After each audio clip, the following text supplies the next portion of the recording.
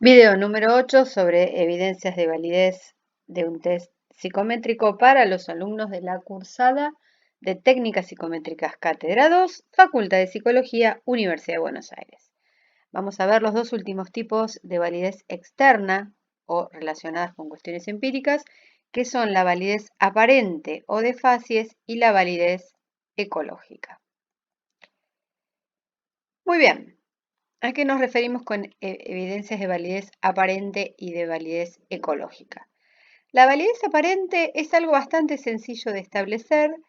Se la llama aparente o de facies porque facies en latín, o si lo quieren pronunciar como corresponde en latín clásico, es facies, facies, no confundir con otras palabras en otro idioma. Quiere decir validez de rostro, validez de cara o validez aparente. Es decir, se pregunta sobre si el test aparece válido a los ojos del sujeto. Esto, por ejemplo, lo podemos ver en tests que fueron originalmente diseñados para niños y que se extiende su administración a edades superiores, complejizando la dificultad de los ítems.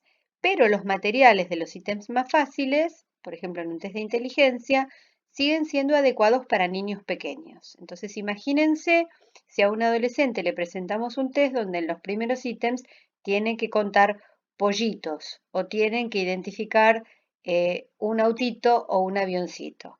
Imagínense la actitud de ese adolescente hacia ustedes evaluadores y hacia el test si ustedes les presentan materiales infantiles. Probablemente no van a establecer el mejor rapport. Es entonces que la validez aparente apunta a esto. ¿Cómo se estudia? Se estudia en el estudio piloto y en las adaptaciones regionales y contextuales. El estudio piloto, vean la clase de confiabilidad, la última parte, el último video, cuando se habla de los distintos pasos para construir un instrumento psicométrico, es una de las primeras operaciones que se hacen sobre el test, cuando todavía el test no tiene su forma definitiva, estudiándolo con una muestra pequeña de sujetos, en este caso, sujetos característicos homogéneos a las características que deben tener los sujetos que pueden ser evaluados con ese test. Se les administra el test de manera habitual y luego se les pide que hagan críticas acerca de qué dificultades tuvieron con la consigna, con los materiales, con el estilo de respuesta, el tiempo límite si lo hay, etc. Y en base a esas observaciones se corrigen todas estas cuestiones, tanto lingüísticas en un sentido verbal y en un sentido icónico incluso, como cuestiones de apariencia del test, que lo hagan válido a los ojos del sujeto. Acá no hacemos ninguna investigación demasiado profunda ni cálculos estadísticos complejos, sino simplemente lo adecuamos para que el sujeto tenga la mejor actitud y el mejor rapport. Cuando también se vulnera la validez aparente o de facies de un instrumento, cuando ese instrumento se publica en las redes o aparece publicado en alguna revista y uno está en el consultorio del dentista esperando para entrar y encuentra parte de ese test y al día siguiente, como examinado, va a una sesión de evaluación donde va a ser evaluado y se encuentra con el mismo test que leyó en la revista, que no era científica, sino que era una revista, por ejemplo, de modas, en donde espuriamente, digamos, y violando cuestiones de copyright, eso circuló. Por supuesto, quien vaya a ser evaluado en una situación psicológica aplicada con un test que se ha liberado en las redes o que se ha liberado en medios gráficos, no va a tener mucha confianza ni en la evaluación ni en el evaluador. Entonces, en ese sentido, hablamos de validez aparente o de facies. Validez ecológica. La validez ecológica también es algo bastante sencillo, aunque no tanto, en el sentido de preguntarnos si el test está adaptado a diferentes poblaciones y a diferentes contextos o ámbitos de trabajo. Es decir, si el test que fue, por ejemplo, originado en la ciudad de Buenos Aires y debe ser utilizado en la provincia de Córdoba, está adaptado a la población cordobesa, si está adaptado a diferentes contextos o ámbitos, es decir, si es un test creado con propósitos clínicos, pero se puede utilizar en el ámbito laboral o en el ámbito forense, si está adaptado también mediante investigaciones para su uso en ese tipo de ámbitos. Si no lo está, debe ser adaptado mediante nuevas investigaciones. ¿Qué evidencias debo revisar yo como usuario? Todas ellas. Si un manual no tiene racontos sobre evidencias de validez de contenido, evidencias de validez de constructo, evidencias de validez empírica, por lo menos la concurrente, evidencias de validez aparente y evidencias de validez ecológica, duden de la cientificidad del test, porque no vamos a tener idea de qué estamos midiendo y vamos a estar haciendo cuestiones que no son científicas, sino más o menos adivinatorias.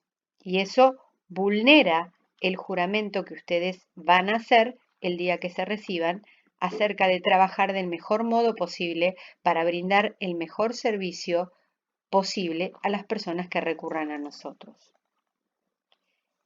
Finalmente, ¿qué debo hacer yo, evaluador, con esta información? ¿Yo tengo que calcularlo? ¿Yo debo realizar estos estudios? De ningún modo. Esto lo hace el investigador. Tanto el investigador que crea el test como cualquier otro investigador que quiera adaptar el test a un nuevo contexto, a un nuevo ámbito cultural o a una nueva franja etaria o a un nuevo tipo de población. Por ejemplo, si el test fue hecho para población clínica, para utilizarlo en población que va a ser evaluada en el ámbito forense o población no clínica.